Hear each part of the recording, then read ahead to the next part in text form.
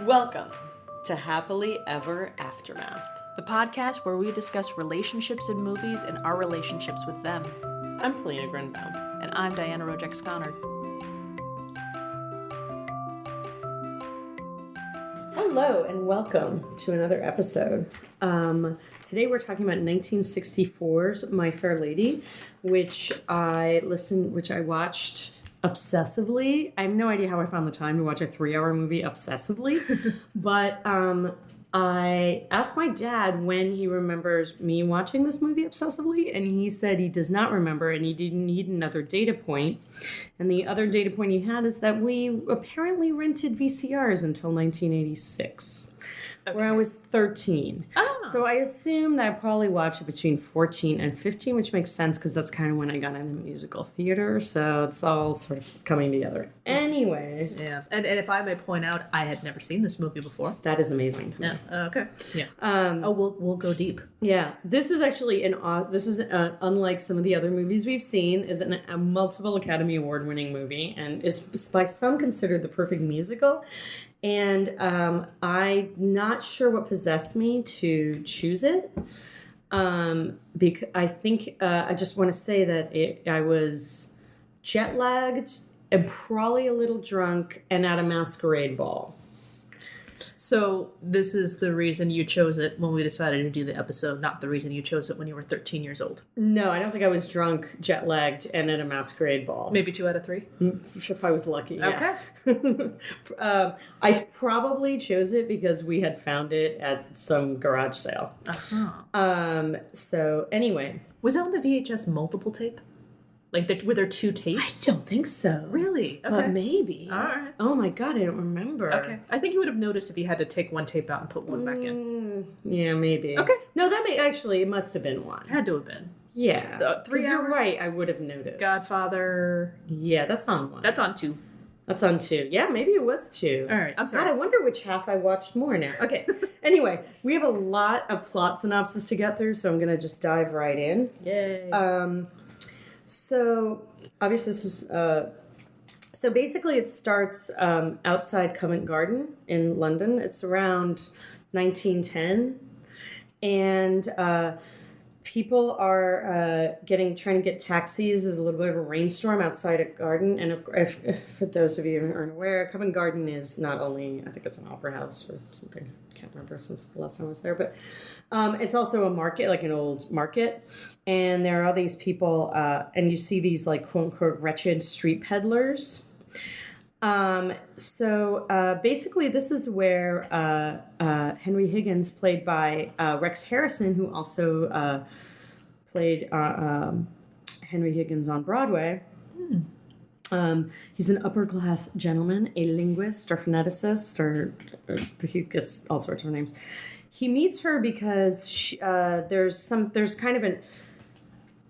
mishap with her and her later suitor, Freddie, and Freddie's mother, where he, in trying to get a taxi, kind of bumps into her and spills her violets that she's selling.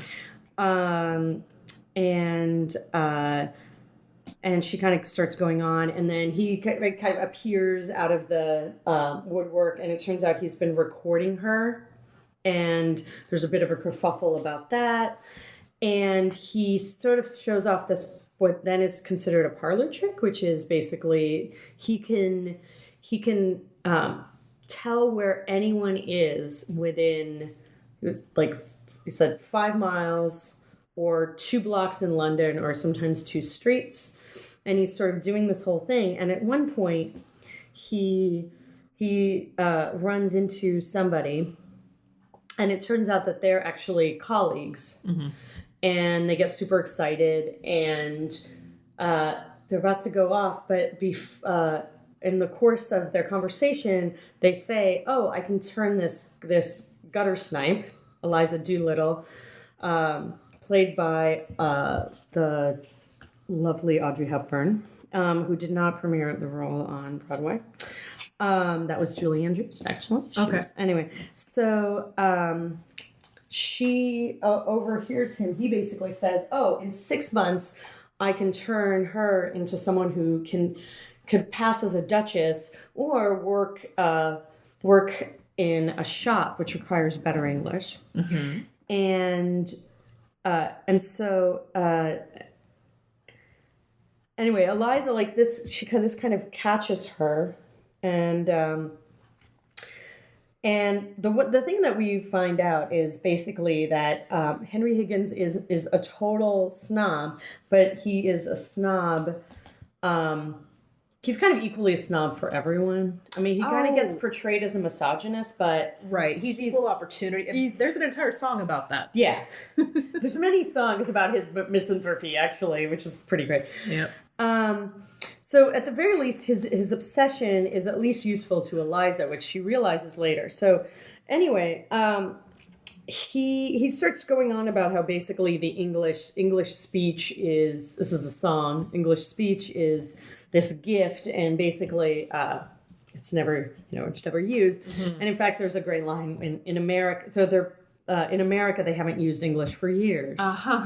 Anyway. So he's Eliza, after he leaves and he actually throws her a bunch of money, he realizes that, this may be actually the life this language could give, speaking properly, quote unquote, might give her the life she actually wants. Which is to be warm, to have food, to have chocolate sometimes. And then the next thing is, you meet her dad, who's actually a drunken lout, who doesn't feel a lot of paternal loyalty, but uses her filial loyalty to get some cash out of her. So Eliza, sort of sets up her life as being a little bleak. And so, but Eliza, the next scene, she goes to Henry Higgins's house where Pickering is staying, and he asks if he would give her elocution lessons. She asks, sorry.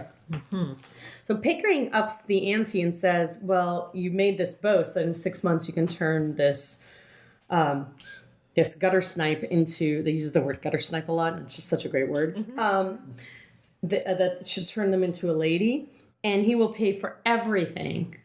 So if he can present her at the Emperor's Ball in 6 months. They kind of get carried away, this idea, and they try to convince Eliza to stay. And there's some logistics that they do actually cover that is like, well, this is crazy. They're taking a woman out of nowhere, and then they're going to put her into this thing. But Higgins basically pushes past them, and he is kind of psychopathic about it, or sociopathic about it. And kind of breaks through everybody's resistance and says everything will be fine. It's perfectly fine to take a complete stranger off the street and install her in your house so you can give her elocution lessons. And there is brought up this whole thing of like, well, you don't want to take advantage of her. And he's like, oh, I'd never do that. Because he's clearly a confirmed bachelor. So anyway. Take advantage of her that way? Yeah, because they talk about that. She's like, I'm a good girl, I am. I can't do the accent. I'm not going to do the accent. And no, please. Just for the love of everyone involved. You can do the after accent. Yeah. Certainly. I can't even do that. Basically, then they whisk her off, and there's this like whole scene where she's flipping out because like they're trying to give her this hot bath, which was like, truthfully at the time was like, unless, it was like most places were unheated that she would have been living in. So taking a bath would have actually been kind of a dangerous proposition because she wouldn't have been the first one in it and whatever. Anyway, there's a lot of really, it wasn't a time, it wasn't a time for, deodorant. So there's a lot of work to be done, and so then you start, and there's a lot of work to be done, and Higgins is this tireless and despotic taskmaster, and it just goes on for a long time. He just basically has her do these like vowels and things, and he doesn't really understand about He doesn't understand about people being tired, which they set up because he does the same thing to Henry Higgins. To Colonel Pickering in the beginning of the movie. Okay. Where Colonel's like, can we just stop? And he's like, no, let me show you how I do this and this and this. So he's clearly just like, kind of an obsessive, weird guy. Mm-hmm. And there's actually a few songs where basically they talk about how hard he works. Mm-hmm. But they never mention, that's kind of a joke, is that it's clearly it's not him that's working. Mm-hmm. He's working hard, but she is also working hard. But like all of their staff talk about how hard he is working. Poor Professor Higgins, which is a great song. Okay, anyway, at one point they have this breakthrough. And that is where probably like the most famous song, or one of the most famous songs, which is The Rain in Spain Stays Mainly in the Plain. Mm-hmm. If you've ever heard that song, it's basically, they have this breakthrough and they get super excited and they break out into this musical number and they're all kind of in it together, which is like a major emotional part of the whole movie. Mm-hmm. And they're super excited. So they decide like, oh my God, Henry decides I can take her to my mother's box at Ascot, which is horse racing. Mm-hmm. And there's this great scene when they go to Ascot and everyone is wearing these like this is my favorite scene, one of my favorite scenes. She's wearing all these crazy outfits and these insane hats, and they're all chanting about how excited they are to be there, but their faces don't change. Mm-hmm. So it's clearly sort of the whole thing is a send up of manners, but that's like a good way to do it. And she's instructed to talk only about one's health and the weather, at which point we also meet Henry Higgins' mother, who's actually this really lovely, gracious woman, right? But very, very upper class, and is utterly exasperated with her son. And there's great scenes where she has no issues telling him how idiotic she thinks he is. And one of the things she says is like, who would talk about one's health? So it's clear that some of the information that she's getting, not about elocution, but about like being a lady, are sort of questionable. So Eliza's actually super charming at first. It's Audrey Hepburn. I mean, she's just like so crazy charming. Mm-hmm. For me, I just find her incredible. But and suddenly she tells this into really entirely inappropriate story about her aunt dying, while and having her new straw hat stolen. Yeah. When this like Tony kind of British, what we think of as Tony accent, British accent. So then actually yelling, "Move your bloomin' arse" to the horse, which like everyone just freaks out. And of course, in great contrast to this, how they've set up Ascot. And then we move. So anyway, they're like, well, this is horrible. But out of this exciting thing, that this guy Freddie falls in love with her. He's sort of this useless gentleman type, just like has a lot of money for like, or is grown up, but like clearly doesn't actually have any money because they talk about it later how she's going to have to work. But he basically becomes absolutely besotted with her and ends up just wanting to hang out outside her door. Right. And then he does this whole like thing about being on the street where she lives. Anyway, they basically they get kind of depressed about this, but then they're like, I think it'll still work. So they somehow fast forward through to, they do a few more things, but then they fast forward through the actual ball. Mm-hmm. And let me back up a tiny bit. When they got super excited about the whole Rain in Spain Stays Mainly in the Plain, when she got like the language perfect. Yeah. She realizes that she has feelings for Henry Higgins. Eliza Doolittle does. Okay. And she does this like I Could Have Danced All Night song, and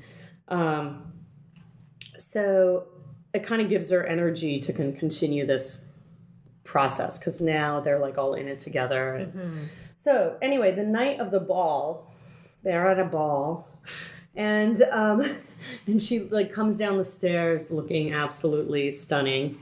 And she comes downstairs looking absolutely stunning, and she and they're just kind of too excited they're kind of too excited to even hardly like really notice her, but she's just like his red cape and her like long swan like neck is like bejeweled. This is absolutely gorgeous. And so she goes to the ball, and everyone is actually quite smitten with her, and everyone's very nervous, but at the ball, Henry runs into another one of his former pupils, who he doesn't remember. So clearly, he's sort of setting up Higgins' character. Oh, okay. He's this Hungarian who now is making a living, sort of acting as a kind of almost like a character assassinator. Like he basically tries to use Henry's lessons to debunk the positions of the aristocracy. Oh, okay. That's actually a good word for it. Now that I think about it, it's like the debunker. The guy trying to figure out the magician's tricks and that kind of thing. And he goes, and so anyway, she has him dancing with the prince, and the Hungarian who is and if this movie was remade today, played by Alfred Molina. That's what I was just thinking the whole time. Alfred Molina. That's true. He would have been perfect. He has a monopoly on this type of thing. The ambiguous, not white, waspy person who's come in there just to be a little bit different. Yeah. Good point. Oh, thank you. That would have been perfect. His name is Zoltan Karpathy. Anyway, he certifies that she is not only Hungarian, but is a princess. Yeah. Classic. So she's not actually, there's no way she could possibly be English. She's Hungarian. And she's royal Hungarian. So anyway, so they come back to the apartment, and they are so excited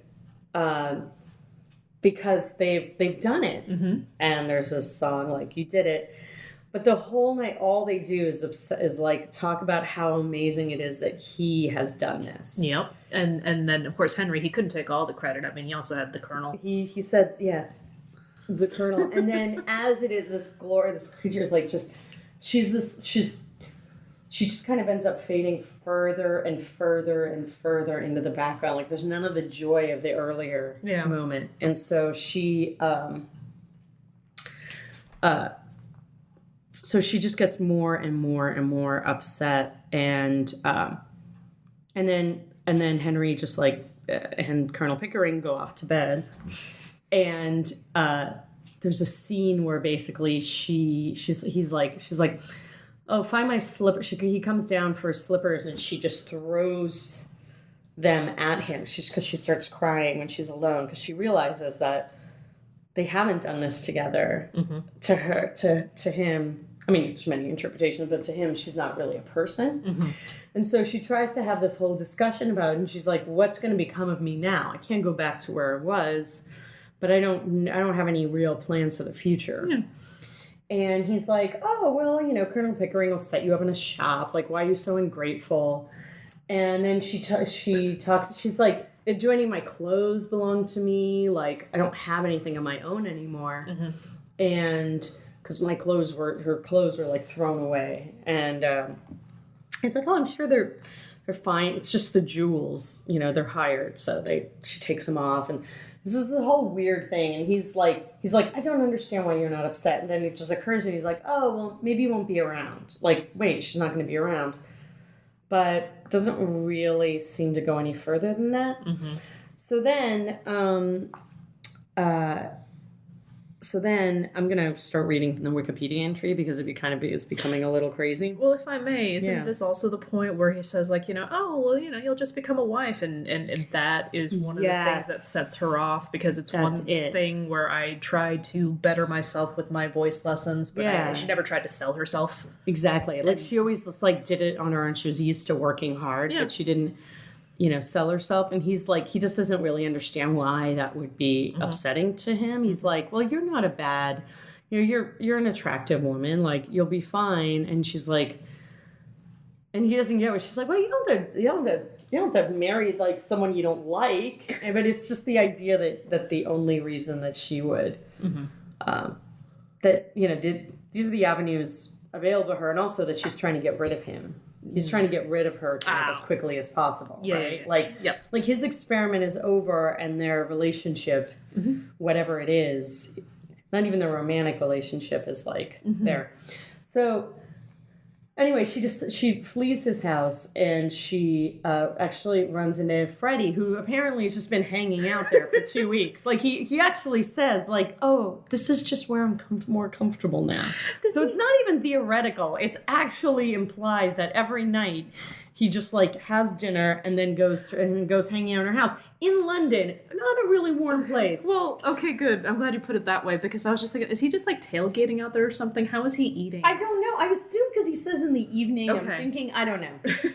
So anyway, so he like starts, you know, he's like, I wrote you all these. I write you like twice a day. While he's hanging out outside her house. Yeah, just like I write you twice a day, 3 times a day, and then she does this great song where basically she's like, you have me now. Why don't you do something about it? Right. But he just like wants to keep talking.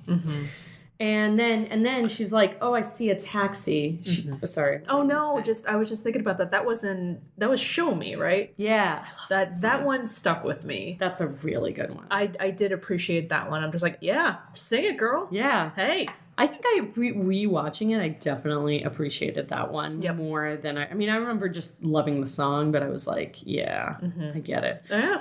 So she sings this whole song of basically like all you do is talk about stuff. Like I get that from Mr. Higgins, I get that from Professor Higgins, I get that from, now I'm getting it from you. Like he's like, you know, we're here in the middle of the night. Like this is nice. Why don't you like touch me? But instead you're just like too scared to do that. And then she sees a taxi, and she's like, oh, maybe I'll go back to Covent Garden. And she sees it, and he's like, but I have no money. So he's just been hanging. He apparently is not tailgating unless he's like bringing his own cheese sandwiches. Maybe it's more of a stakeout. Like he's got a picnic. He's got a picnic, like a little, you know, thermos, like his tea, like a little brandy. I don't know. So he comes in, and so then they go to Covent Garden. She actually runs into her father, who did try to extort money from Henry Higgins earlier, and he succeeded. Yeah. And then Henry also put him in touch, or put this like American linguist in touch with him, or moralist, or some philosopher, I can't really remember. And basically, somehow they've gone on the talk show circuit together or something. Because now he's, like, respectable. And whereas before he just kind of wanted to, like, glom off of everyone. Fly under the radar. Yeah. And just, like, basically he didn't want to work. He just wanted to, like, you know, ask for money every now and again. And, like, he was perfectly happy. And now he's, like, having to marry his mistress, and he does I'm Getting Married in the Morning, which is a very well-known song. There's a lot of really big songs here. And I'm glad I never used that as like some sort of wedding song, you know, for our nuptials or something like that. Because I had never seen this movie before, but just think about I'm getting married in the morning. Oh, that's not what this is about. Yeah. I had a friend, though, who did it, I think, who, like, sang it in his first bachelor party. Which is hysterical. Well done. I think it was like one of those joint bachelor parties. So. Okay. I don't know. Yeah. It's not exactly a. She's right there. Yeah. Yes. He's getting married in the morning. So yeah, get me to the church on time. Anyway, so then he and then he's like there's booze and babes. Oh, he doesn't say babes, but like booze and women all over this town, and like I've only 3 hours to get me some. And then they go off, and he like basically like makes it very clear that they are not, you know, they're going to continue to have the terrible relationship that they've been having their entire life, and so and then no one recognizes her, like none of her people, right? So she so then you go back to Henry Higgins's house, and he starts realizing like she's not going to be around, like she's missing. Yep. and doesn't know what to do. And he's like, so they try to like, they try to call Scotland Yard to find her. And there's this whole thing where it's like, well, what was she doing at your house? And they're like, that's our responsibility. That's our problem. You should just get her back so she can keep doing whatever it is she's doing at our house, which is such a great line.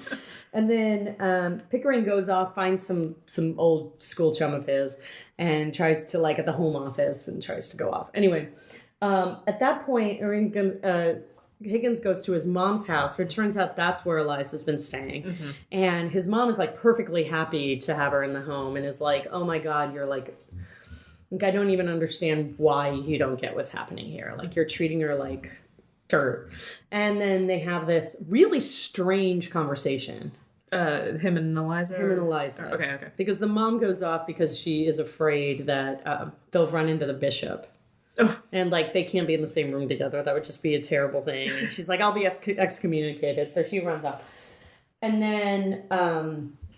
And basically, it's a very odd conversation. It's very rangy, and, like, she keeps trying to explain to him, like, they're both just trying to explain to each other their positions. Mm-hmm. Where she's like,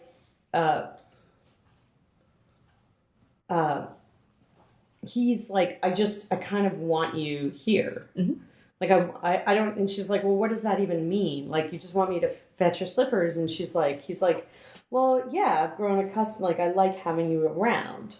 But it's clear, you know, they're not going to have a romantic relationship. And he still is treating her like, he still treats her like she's kind of a plaything. Mm-hmm. Like, he treats all other people. They're just characters in her movie. Mm-hmm. And so they kind of, they go back and forth, and they're, and sort of reach an impasse. And then she sort of talks about possibly marrying Freddie. Mm-hmm. But the whole thing about marrying, she's like, but he, you know, if Freddie loves me, that's enough. And he's like, you would be the one that has to work. Mm-hmm. Like he doesn't know how to do anything. And then he's going to be unhappy. And then he's going to leave you at some point and go off with somebody who has more money. Mm. And she's like, well, so she's kind of like, Shaw has this whole thing with her where she says, her options were to a life of fetching Higgins' slippers, mm-hmm. or a life of Freddie fetching hers. Which, like, actually didn't seem quite there in them, because it was pretty clear that Freddie was kind of useless and, like, was just not a terribly, like, neither of them are terribly practical people. Mm-hmm. But anyway, she,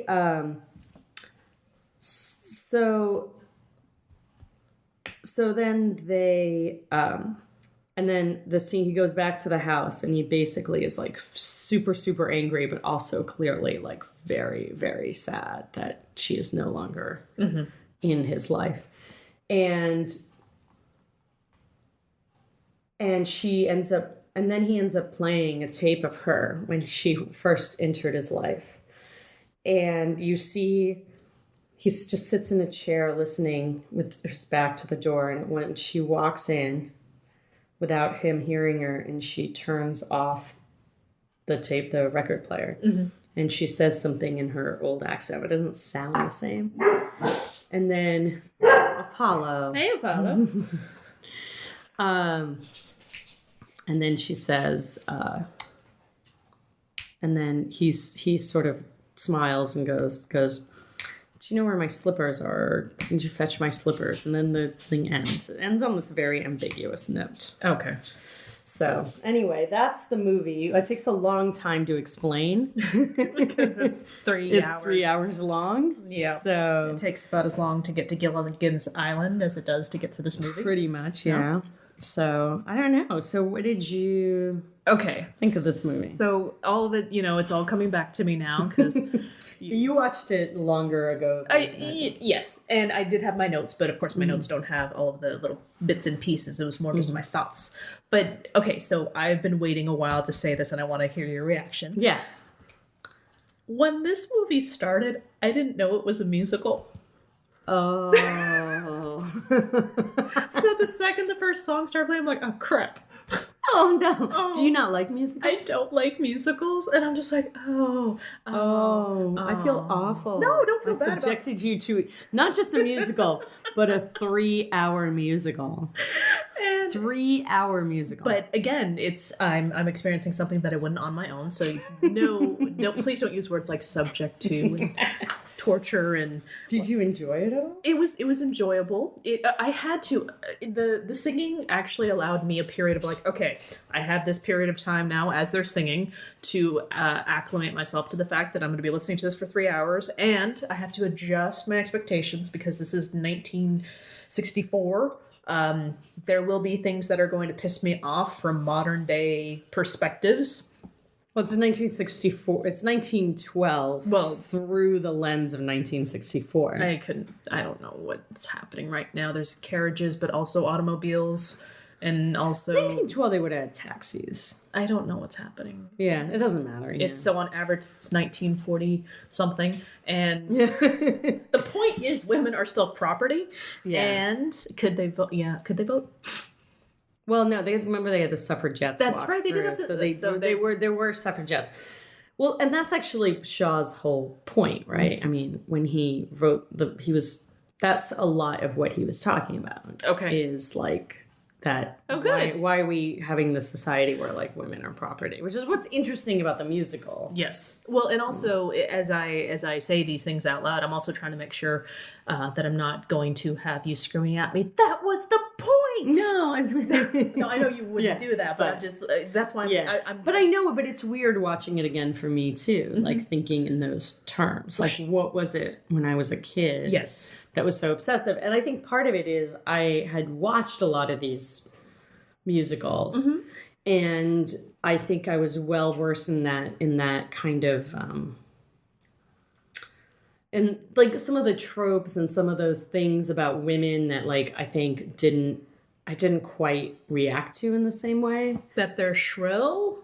And that why can't a woman be more like a man is from this. It's just like still one of my favorite songs. It's just hysterical. Well, because I ask myself that all the time. Why can't I be more like a dude? I think I have one funny story, which is that mainly I want to make more money, but go ahead. Yeah, that part is really handy. You were saying.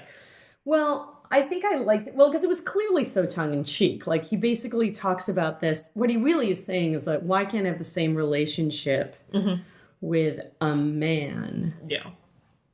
Like, or rather, why can't I be friends with a woman?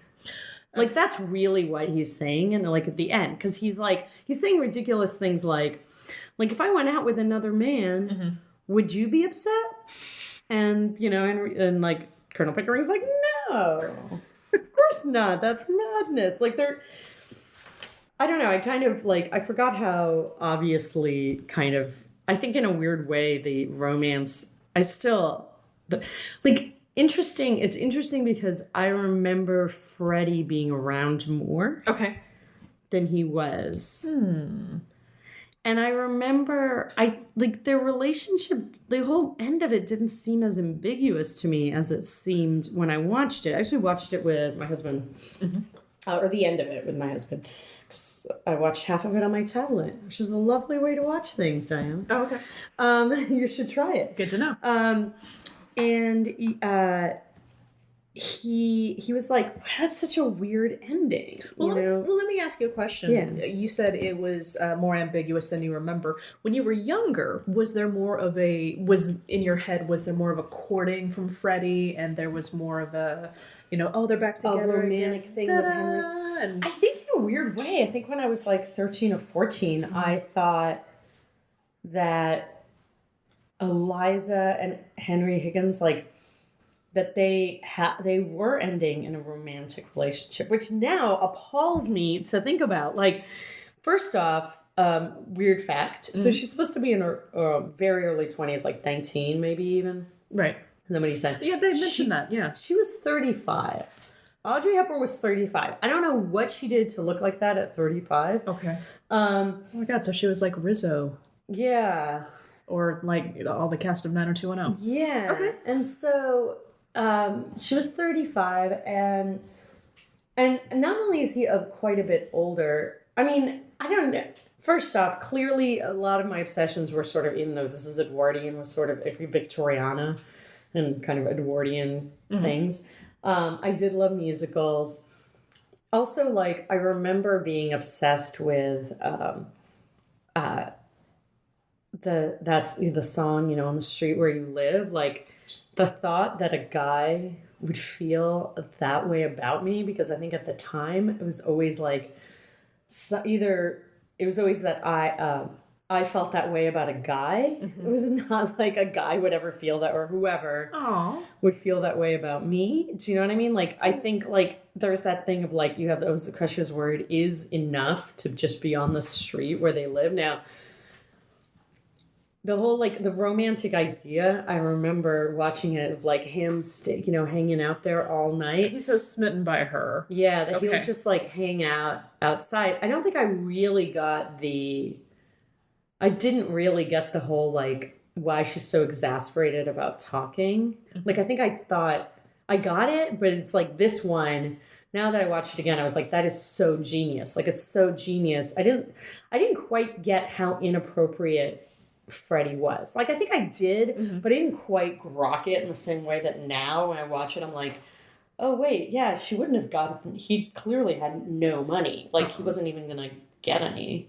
Wasn't like he was a rich man. He, like, I don't know what the logistics of that were. Like, why is he living in this time, but he, like, has no inheritance? I have no idea. Oh, well, that wasn't even something that popped into my head. But what's funny now is that if you think about the whole Freddie concept, I mean, he's just so smitten by her. That's really, really sweet. And from a teenage perspective, it's just, oh, that's so great. But if you look at it now, it's like, it's very Pepe Le Pew. Yeah, that's the thing. He's, like, stalking her in a way. Which is a trope of those movies. Yeah. Like, you meet somebody it's like every other movie we're talking about also features this stuff. It's just that in different versions of it. Yeah, but it's like the same. There's a lot of these same sort of things, but it's like, it's the whole say anything thing. It's like if a man that you are attracted to is standing outside your bedroom window with a boombox. Okay. It's love. Okay, it's romantic. If a man that you do not like is standing outside your bedroom window with a boombox, it's stalking. Okay. First of all, I understand what you just said right now, but those are them fighting words right now, because I don't want you jumping in to say anything. Oh, I'm sorry. No, you're right. I didn't mean to touch the third rail of romantic comedy podcast. No. First of all, how dare you? Because they had a relationship when he was holding up that boombox. He was. There was a boombox there. There was not the move your bleeding arse. Oh, this girl is quirky. I'm gonna go stalk her in the driveway. God, you're right. That's the thing I didn't quite realize. It's like, yeah, she. In some ways, maybe in my own, like, 15-year-old brain, I thought that he, like, saw her. Like, really saw her. Really saw her. I see that. But, like, now I'm like, no, you shouldn't treat, because she's, like, literally, Ascot, like, I love, one of my favorite things in the movie is the scene at Ascot. Like, I love that song. I remember we got to see that scene in 4th grade. They just played that specific scene. Wow. And I don't know why. Why? But I think it was probably like, oh, wait, no, you wouldn't have been reading, like, Shaw in 4th grade. That would have been madness. Oh, absolutely. But no, that scene, I think it was, like, related to a lesson type of thing. I'm trying to figure, I would love to know what lesson. I wonder if I can call up my 4th grade teacher and ask. You should call up, you have their phone number? Oh, no, that was the metaphorical. One of those things, like, what the heck, man? But, well, there's the internet. Can you, if you're out there, can you find, what were you thinking? I liked my 4th grade teacher. So not even the scene Ascot. I love that song. Okay. Like, the song where they go through the thing. Sure. So, okay.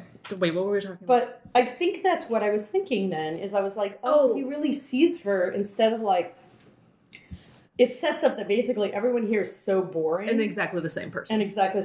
They just are very different from because of their hats. Well, yeah. If you want to play with the tropes and things like that, I'm just like, number one, he likes her because she's completely different from all the society girls he sees. Or I'm just thinking, is this some sort of, like, con? He thinks that she's some rich person. Well, I didn't know. I'd never seen it before. Yeah. Yeah, you shake. No. For the listeners at home, she's shaking her head. Diana, that is madness. I don't care that it's madness. I'm saying I don't know what Freddie's agenda is. Oh, that's interesting. Yet. That literally never would have occurred to me. Really? Okay. Yeah. Well, I'm just thinking, okay, interesting. Oh, he quote unquote likes her. I want to see why. Oh, that's true, because you haven't seen it, so you don't. It's like the second time you've ever seen Freddie. Correct. So it actually kind of makes sense, because the first time you see Freddie, he's bumped into her. Well, yeah, and if it's a today's movie now, you got to set it up to they run into each other at the coffee shop. He's late for an interview. She spills coffee on him, and it's just like, oh, I met the most horrible man in the world. Actually, this is the spoof. They came together. I just ran into the most horrible person in the world. Oh, they're being set up on a blind date together. Wah, wah. Yeah. So I don't know what's going to happen. And if I may back up a step. Yeah. When this movie got started, and after the shock of the whole musical thing had worn off, the rain in Spain falls. I'm like, oh, pause, my brain. I had a very similar experience when I watched Enter the Dragon for the first time, and I'm just like, okay, well, I've seen the movie Mortal Kombat thousands of times, but I've never seen Enter the Dragon, so there's like this weird washing over me. I'm like, oh, this is where they're stealing from this whole time. So as I'm watching Enter the Dragon, I'm like, okay, yes, all of this is so very familiar. Why didn't the producers of Enter the Dragon sue the crap out of the Mortal Kombat writers? And so now I'm just thinking, these things that I've seen and things have been stolen from this movie so many times. The bet, the turning the girl into a thing. And in fact, what popped into my head was like two different areas. Number one, just the whole Trading Places, that movie, the Dan Aykroyd and Eddie Murphy movie, where it's just like the two rich people who are so bored with the things that they have nothing to do but do various bets to see how they can totally mess with people's lives. And then the other one... Oh my God, I never made any of these connections. And then also the most important movie of our generation, She's All That, where they got to turn the girl into the prom queen.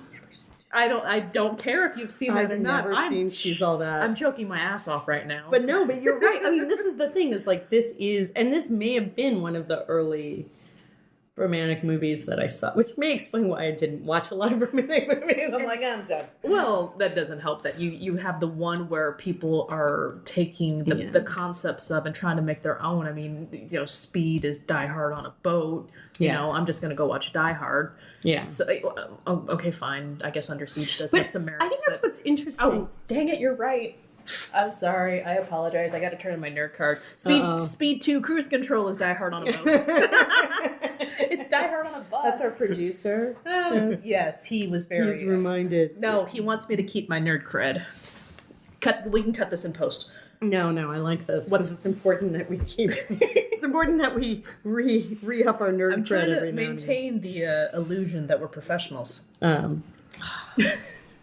Okay, so the other thing that I thought was pretty interesting is the let's turn her into something. The way she moved when she was at the ball and when she was being introduced, it was very Stepford Wives-esque robots. They have trained her. They have programmed her. You are to be this thing because from the eyes of the outside, this is what you're supposed to be. And weirdly enough, it goes back to an Eddie Murphy movie, Coming to America, that he is being introduced to this woman who has been trained since day one to move, act, stand like a queen. She will be his queen. So she stands up and she's, got the shoulders back and she's gorgeous. And when it comes down to it, he tells her, you'll do anything I say. Then she says, anything you'd like. Bark like a dog. And she, sure enough. So I'm just thinking that they're just making her stand, speak, talk, and I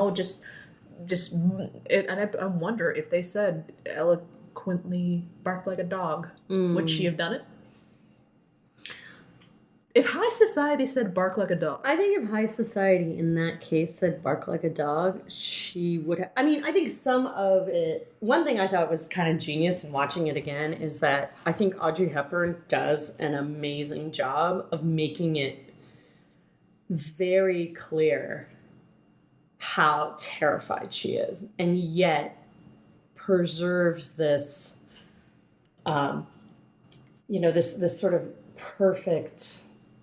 gloss, because I mean, somebody in society, a woman of her stature would have done that. Okay. She would have been trained. To bark like a dog? No. Oh, okay. No, but just like to move a certain way and to act a certain way, she would have. She's an ornament. She's an ornament, and that's what she is playing with. I mean, that's what she ends up talking to him about. Is like, I am an ornament. Like, you've turned me into an ornament. I used to not be happy. Like, I was cold, and I also had an uncertain future, but I was not a useless ornament the way Freddie is a useless ornament. Well, and now I feel like I feel like a useless ornament because but at least with Freddie, she has, if she is the ornament that she was trained to be, she's being hung on him. With Higgins, there's no hanging. He doesn't even want her.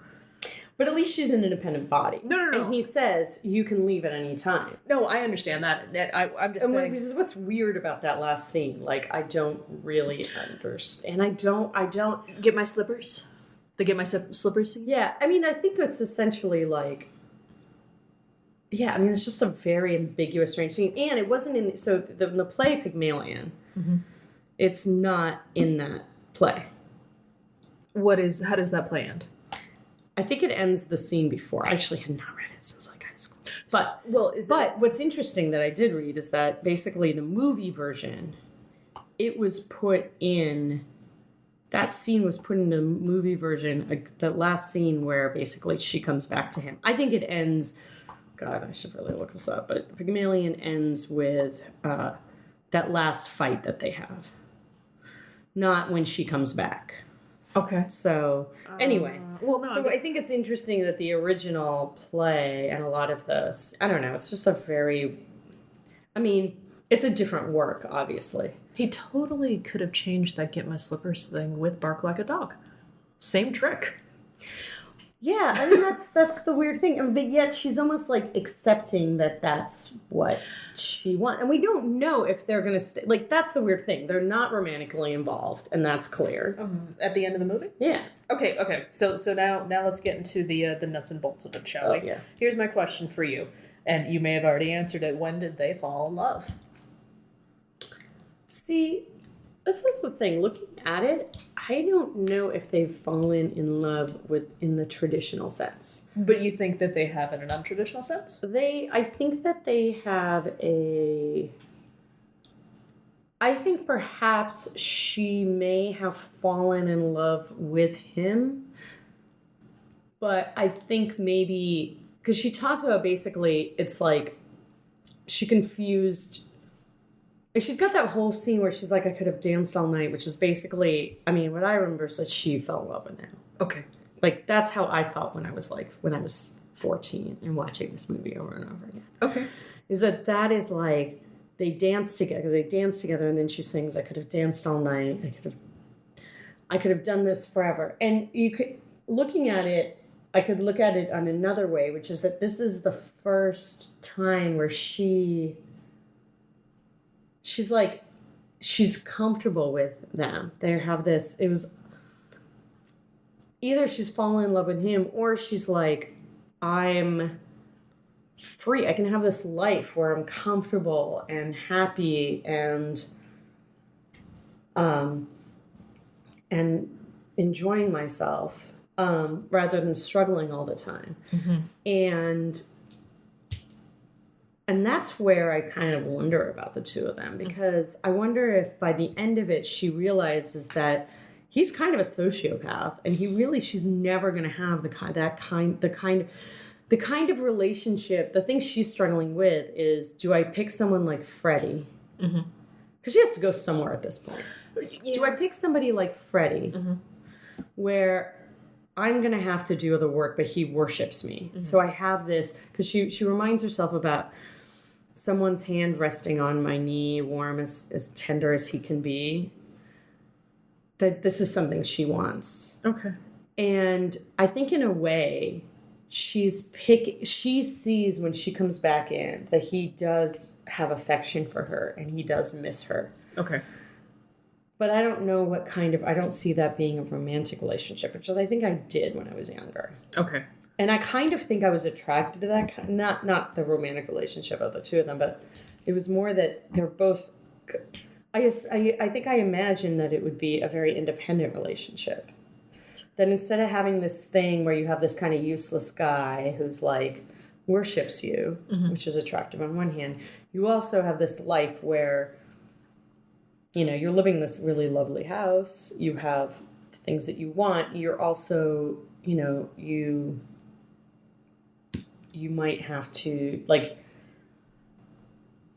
you're kind of taking care, but then you're going to be taking care of somebody, but you're also going to have some independence. Okay. Because his whole thing is basically, like, they don't have a project anymore, right? Okay. Oh wait, who was? I'm sorry, Henry and Eliza. Henry and Eliza don't no longer have a project. Yes. I assume they're going to have some. I guess now I assume they're going to have some companionate marriage, but I think then I assumed they would. I think then I assumed they'd have a companionate marriage, or whatever relationship, but. That I just thought that was like kind of cool. Oh, okay. Or something. I don't know. Okay. I couldn't pinpoint it though because I'm like you. I think it's different for each of them. When do you think Eliza falls in love? I'm not so sure that she did. And I'm not so sure he did either. I think she's definitely conflicted about it because you have all of this interaction with somebody. But I'm worried I'm not going to get overly, you know, I'm not going to use the word Stockholm Syndrome. It totally has a lot of Stockholm Syndrome. I'm not going to say it's exactly that, and that's why she's smitten by him or she's in love with him, because I don't think she's in love with him. I think she's grown accustomed to his abuse, if we're going to take his own words for it. And because everybody else has too. I mean, basically everyone treats him with the same sort of like... And you know what? We have that relationship with a lot of protagonists in things. I mean, I love Sherlock. I love House. We love the jerks. Yeah, so much, and but they're brilliant jerks. They make some contribution that, you know, they may be lacking in the social skills, but they have this big contribution. They're saving lives. They're rescuing people. What is Higgins doing exactly? Well, he's a professor, and he is contributing to. I mean, aren't there? I mean, he does help her out. I mean, you got to remember, she was like freezing cold. She was extremely poor. Right, but she's basically, she says, there's a day's wages. It was 2 bunches of violets. But if I may, she saved herself. She came to him. So, you know, she's the one still doing it for herself.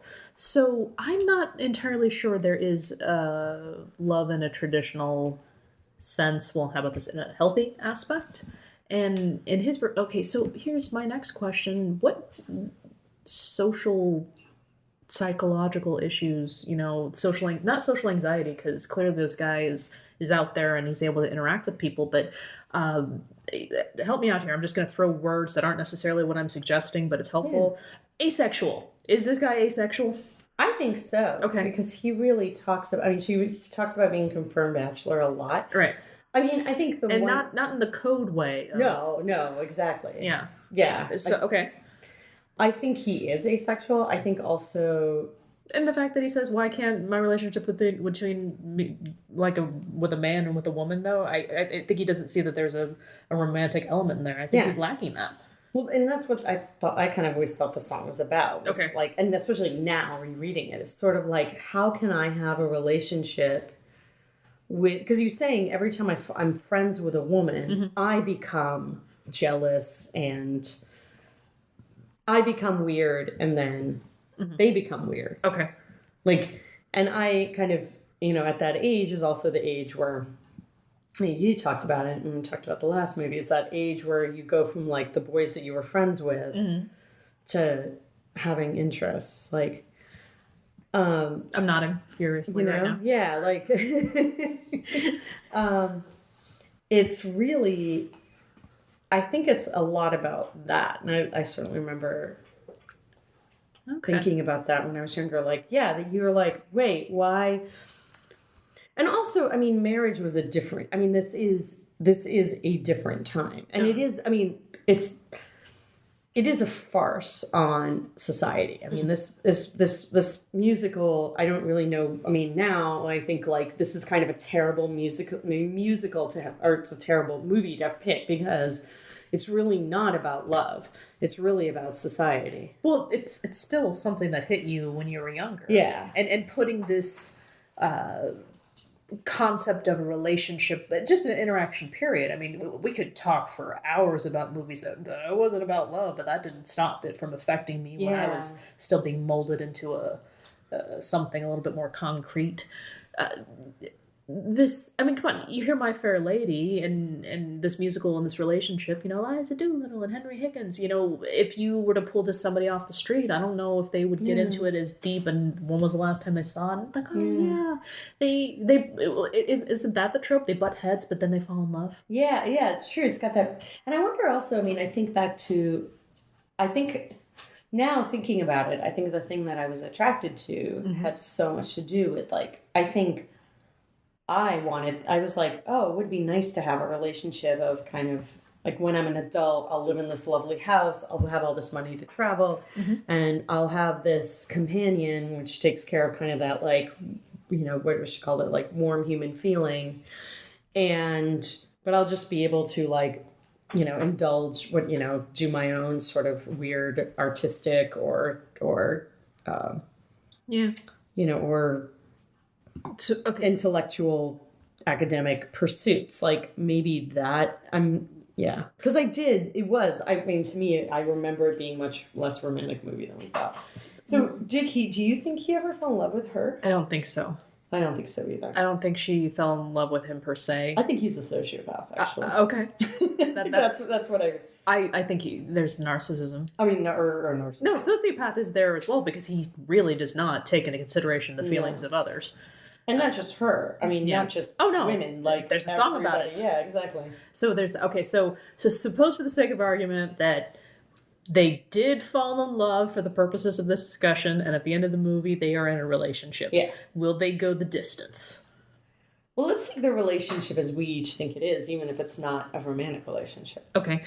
If for some reason she comes crawling back to him, which she did, and he decides, yes, I accept this because I want this. So let's suppose they got married after this. I think there's... Which I would have to.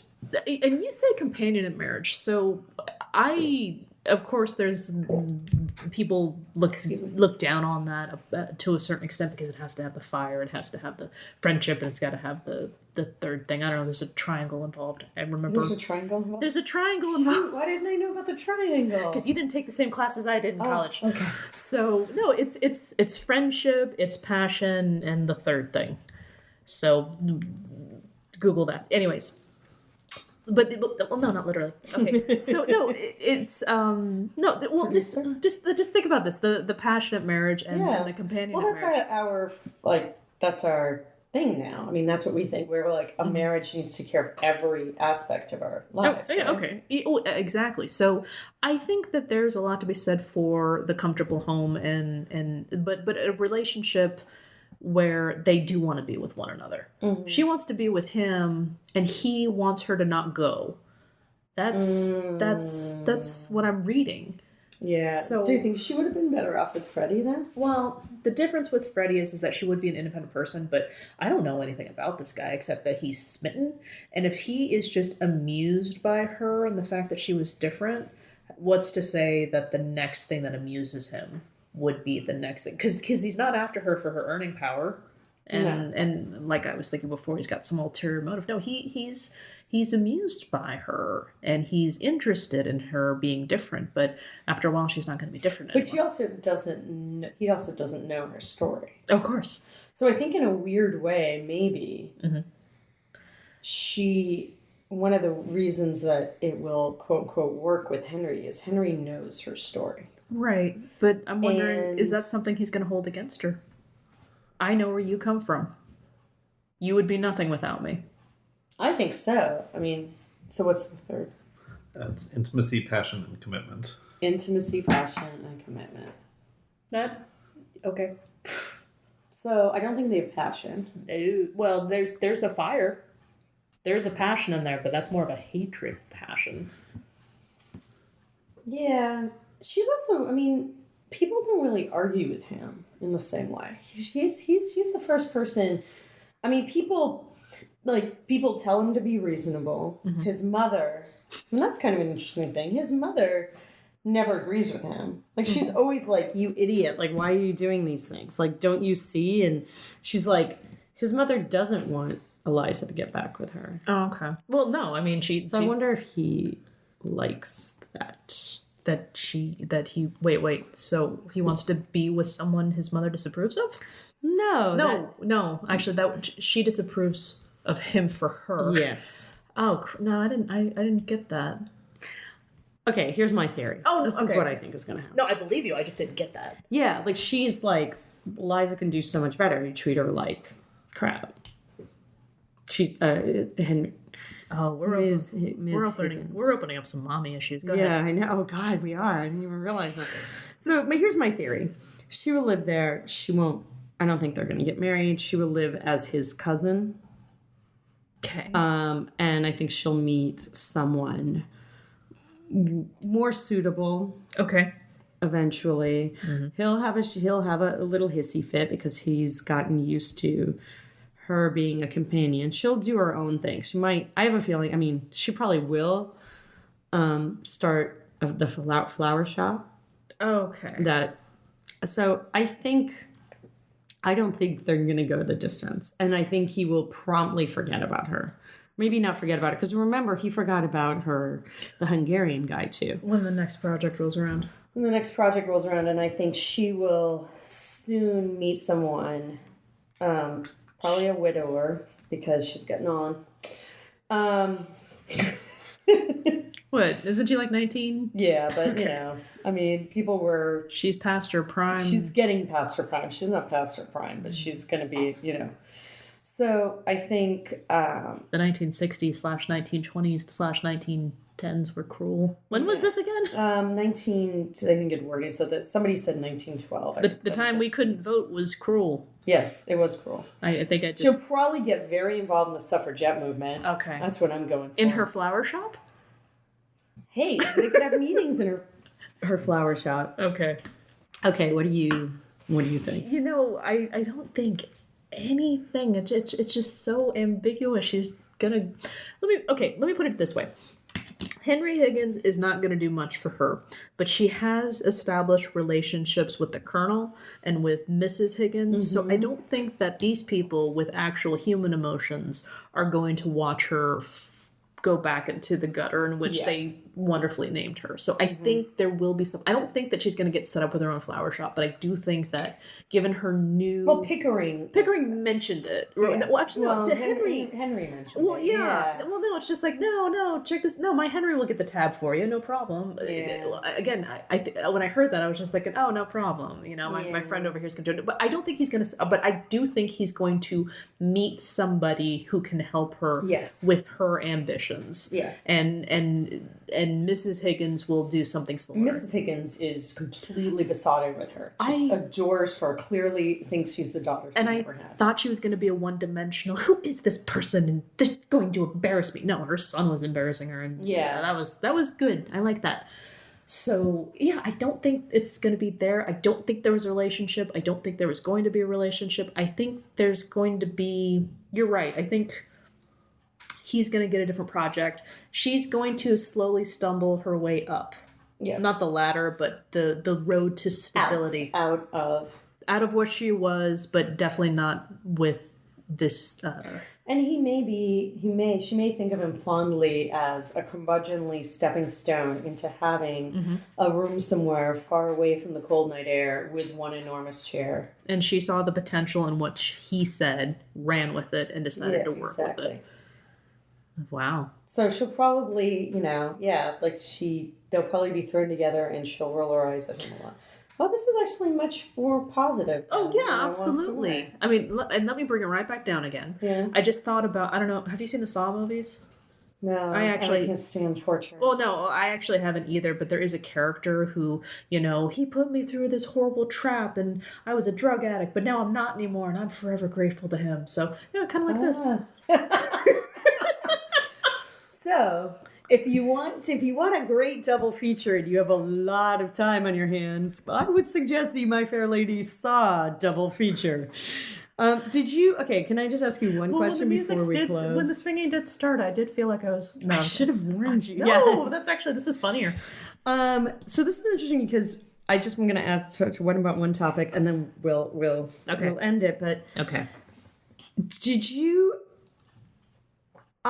watching this movie, I was just re-charmed by the musical numbers. I watched it. I literally watched it the last second I possibly could, which was the minute I woke up and right before and finished it. Okay. Right before I threw on some sweatpants.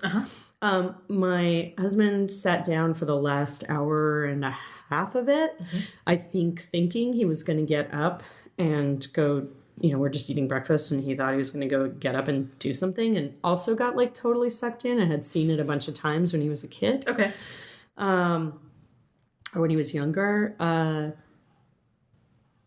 Did you feel any of that charm? Did you find it charming? Did you find it annoying? I will have to say, okay, it wasn't... Sadly, okay, yes, I do not like musicals. That's not to say that I don't appreciate them. Certain ones have their charm. I will say this. When she started doing her talking, period, it's so grating. So it wasn't the music that was making me kind of cringe. It was her accent. Like the beginning, so the Cockney one? Not even, it wasn't even the accent. It was just the fact that she was so loud. But that was obviously that was the whole thing. I don't care what we're going for. Like, it was really much more annoying than I remember it being. I will give you money to stop talking. Which is kind of what he did. That didn't work. That was one of those things where I was bracing myself for that. Oh, I was not prepared for the sound. Turn it down, turn it down, turn it down. Okay. I know this accent goes away eventually. I know enough from pop culture that will kind of work its way through. And even then, when she started, I'm just like, okay, well, that's not loud. So that got to me more than the musical part. It was interesting. That wasn't her voice. Which part? The music. The singing? Yeah, so she was dubbed... So the beginning of songs was her music, but she's actually an excellent singer. But she... well, no, just the dialogue? Was that her? No, the dialogue was her. Okay. And in the beginning of the songs... Yes. The beginning of the songs when she would go into them and they were sort of more of the talky part. But she cannot sing that high. Oh, no, and all of the songs were pitched really high. So actually, it seemed to be a big to-do in the production where she didn't think they were going to dub her voice, and they did, and anyway. Well, I didn't know that until I actually saw it on your iPad when you were flipping through and there was a second voice underneath in Wikipedia. I didn't know that. It wasn't... That wasn't something that really distracted me or bothered me. And now that you mention it, I really appreciated the choreography. Because I was just watching, I'm like, oh, that's right. They don't have these large, elaborate, choreographed flippy scenes with the animation in the background for the singing, whistling birds on their shoulders and stuff like that, which is just kind of cool. But this was just the little thing and just the little hop, and it actually makes me think maybe I could learn to dance a little bit better. I'm no Beyonce. I think I should get that out there. I'm no Beyonce. I'm not even a Beyonce backup dancer. No, I tried to learn some Beyonce choreography with my goddaughter, and we gave up on that. So damn good. So damn good. Audrey Hepburn was a ballet dancer. Damn it. Okay, no, I can't even do that. All right, but if you looked at the basics of that, it's interesting. But no, the question was again. What was the question? Oh, just like. I was charmed again, anew, and I found it completely... I thought I would find it too long, and it was long. Probably a little too long, but it was long. But I didn't ever feel bored. It was more that I was like, oh, God, I gotta go. But I found it really charming, but I guess I'm wondering if you, coming from a completely different kind of theater or kind of a completely different movie sort of background, like if it was dated or charming. It was definitely dated. I will give it credit. There was elements to it that I can see where the appeal is. And I don't know if that says much because I see the appeal of the Twilight movies. I don't buy into it, but I get it. So I see with this particular thing, again, I was so much of my head just scratching my head, and I was trying really hard to open myself up to it and to the possibilities of it. And I wasn't as angered by the misogyny as I thought I would, but it was mainly confusing to me because, but now that we've discussed it more, it isn't just me when I'm just like, well, did they have a relationship? Yeah. So it's nice to know that that's not just me, because I'm used to it in these things. There's musical stings that tell you, oh, this is when. Yeah, exactly. You can actually almost see the twinkle in his eye when he realizes as she's helping his niece CGI twinkle put in the toy store. Yeah. It's not there. And that's just how we're having it pounded into us. So it's not just that the obvious cues are not there. I'm not sure if the relationship is there, period. Yeah, I don't think it is. Okay. I think that was interesting. Yeah. But did you find Audrey Hepburn charming? She's interesting. I want to see more of her movies. This is the first time. That can't possibly be. That can't be right, but I'm very not versed with this time period. The suffragette movement. Again. So no, there is a lot for me to learn, and I want to thank you for introducing me. Oh, cool. I'm glad it wasn't. It wasn't totally, but that's just interesting because I was thinking, God, I wonder if she was so miserable. Hard to tell. Now I know. All right. Well, that was great. Thank you. Thank you so much. Yeah. Hey, Pauline and I would love to hear from you. Tweet us at HEAMcast or email us at contact@heamcast.com. Thanks for listening.